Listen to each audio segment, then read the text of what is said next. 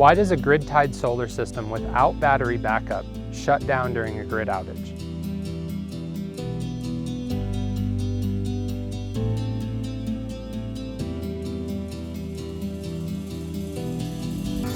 Hi, this is Logan with NAS, and this is a very common question we get all the time. So a traditional grid-tied inverter that does not have battery backup is always required to shut down in order to prevent backfeeding to the grid anytime there's a power outage.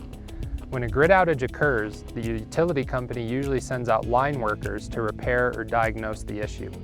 The grid-tied inverter has to shut down to avoid potentially harming these line workers until power is restored.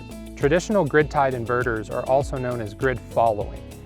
Now this means that they have to see a suitable voltage and frequency coming from the grid, coming from the utility, for them to operate normally and produce solar power.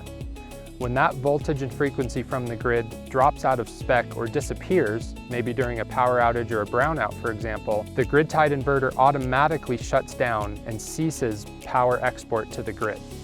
Now this process is also known as anti-islanding and will happen automatically anytime the inverter detects grid loss. So even if a power outage occurs in the middle of a bright sunny day and your entire solar array is covered in sunlight, a traditional grid-tie inverter still has to shut down as soon as grid loss is detected. Now once the grid resumes, the inverter automatically restarts and comes back to normal operation. This automatic shutdown process, or anti-islanding, is a requirement for any traditional grid-tied inverter without battery backup. In other words, you will need battery backup to keep the loads on in your home or retain power during a grid outage. If you're curious on how to add battery backup to your existing grid-tied system, or if you'd like to know more about your options for battery backup, give us a call, send us an email, check out the Learning Center on our website, and we're happy to help. Be sure to subscribe to our YouTube. We're going to be posting more videos answering common questions like this. Thank you for watching.